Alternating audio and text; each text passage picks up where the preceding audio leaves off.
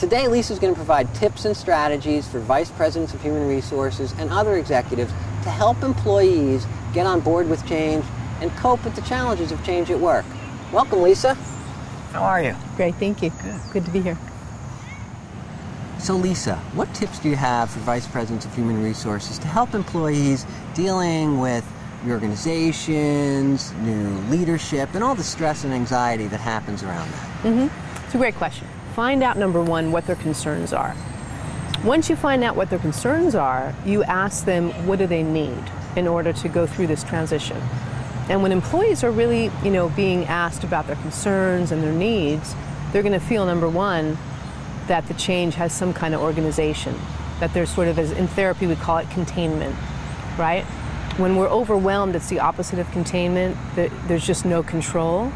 But however, when we're contained, we feel like there's some organization that we can start adapting to change. In psychology, there's something called the magical question. And that magical question is, if you were, again, 100% successful at your job, how would you know? So you do this and you have this conversation, and part of the problem, the change we all know, is that it's an ongoing process. So you have the initial conversation, but what are some things that executives, VPs of HR can do to, over time, show that this isn't just, I'm doing this to look good and politically get you on board, but I'm actually here with you on an ongoing basis? Great question. In therapy, I would say it would be recommended the same thing in business.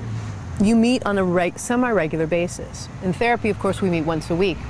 In a business setting, it might be more practical, bi-monthly or once a month. But you sit down, you're a VP, you sit down with your employees and you basically go over those objectives with them. How do you feel you're doing in these areas? If there's mutual respect, people are going to perform way, way better.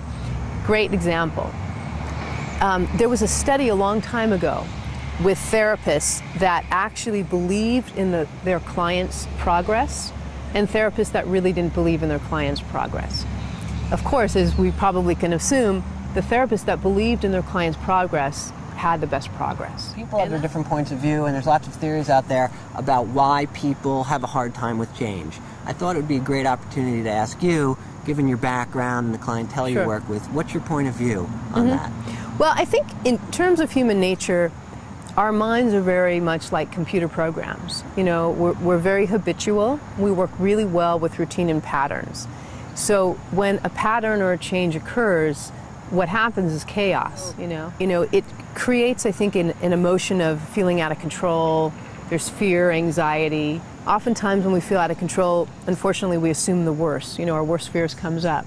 So two things are create containment, you say, right? Right. Which is an environment of support where people feel like things are organized and it's not total chaos. Right, and there's communication, understanding, Right, so create some sense of security and stability. Right. And at the same time, help people imagine and envision what life will be like now. So what's the vision for the future? How will their work be better, different? Exactly. Great to see you. Thanks so much. Great stuff. It's great being here. Thank you very much. So go to her website, LisaLichtenstein.com, get her book, Mother Nature, Human Nature, great stuff. Give her a call, send her an email. She's a great resource.